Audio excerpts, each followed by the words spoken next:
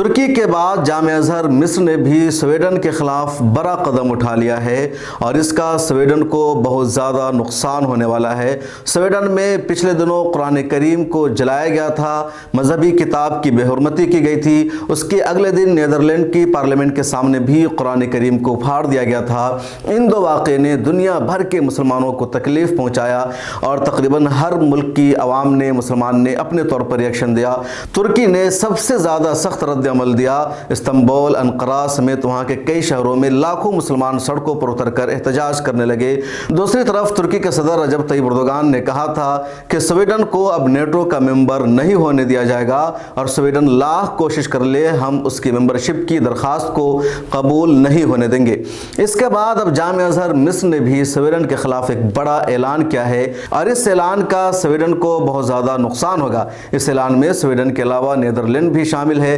جامعہ ازہر مصر کے مفتی نے اور وہاں کے دارالافتاء سے یہ فتویٰ جاری کیا گیا ہے، اعلان کیا گیا ہے کہ سویڈن اور نیدرلینڈ کی جتنی مصنوعات ہے، اس کے جتنے پروڈکٹس ہیں، ان سب کا بائیکاٹ کیا جائے، کہیں بھی اس کی خریداری نہیں ہونی چاہیے۔ آپ بھی سن لیجئے اور دوبارہ سن لیجئے اور اس کلپ کو کاٹ کر کے ہر جگہ شیئر کر دیجئے کہ جامعہ ازہر مصر نے اعلان کیا ہے، فتویٰ جاری کیا ہے کہ سویڈن اور نیدرلینڈ کا جو بھی پروڈکٹ ہے، اس کی جو بھی مصنوعات ہے، اس کا بائیکاٹ کیا جائے، کیونکہ ان دو ملکوں نے قرآن کریم کی بے حرمتی کی ہے، قرآن کریم کو جلایا ہے، قرآن کریم کو پھاڑا ہے، اور وہ لوگ جو قرآن کریم کی بے حرمتی کرتے ہیں ان کو ہمارے کسی بھی عمل سے، کسی بھی رویے سے ذرہ برابر فائدہ نہیں پہنچنا چاہیے اور جس کے بس میں جو ہے اس کو وہی کرنا چاہیے۔ ترکی نے سب سے بڑا قدم اٹھایا کیونکہ سویڈن نیٹو کا ممبر بننا چاہ رہا تھا، اسی کے لیے ترکی کے خلاف پروٹیسٹ بھی ہو رہا تھا، لیکن اس نے قرآن کریم کو پھاڑ دیا اور تب ترکی نے کہا کہ اب ہم اس کا ساتھ نہیں دیں گے، کیونکہ نیٹو کے جتنے ممبر ممالک ہیں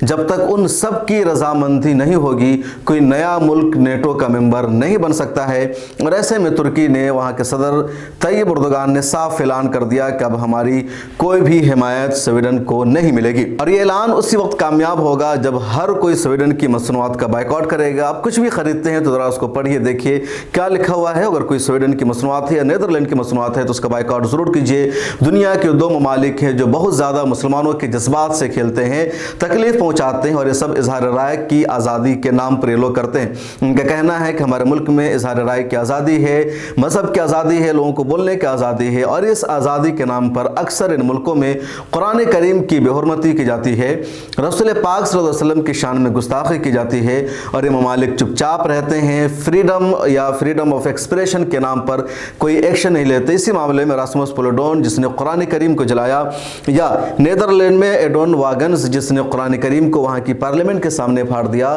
ایک سنگین جرم ہے، بڑا کرائم ہے۔ اس کے باوجود ان دونوں کی اب تک گرفتاری عمل میں نہیں آئی ہے، اور اسی وجہ سے طیب اردوغان ہمیشہ کہتے ہیں کہ اظہار رائے کی آزادی کے نام پر یورپ کے ممالک ہمیشہ ہمیں تکلیف پہنچاتے ہیں، ہماری مقدس کتابوں کی بے حرمتی کرتے ہیں، اور اب یہ پانی سر سے اونچا ہو چکا ہے، آگے برداشت نہیں ہوگا۔ ہمارے بس میں جو کچھ ہوگا ہم انتقام لیں گے، بدلہ لیں گے، اور ان ملکوں کو ان کی اوقات دکھانے کی کوشش کریں گے، اور اس مرتبہ اس پر عمل بھی ہو رہا ہے۔ اس ویڈیو میں اتنا ہی۔ اگر آپ نے ابھی تک ملت ٹائمز کو سبسکرائب نہیں کیا ہے تو کر لیجئے، فیس بک پر دیکھ رہے ہیں تو پیج کو فالو کیجئے، ٹویٹر اور انسٹاگرام پر بھی ہمیں فالو کر لیجئے۔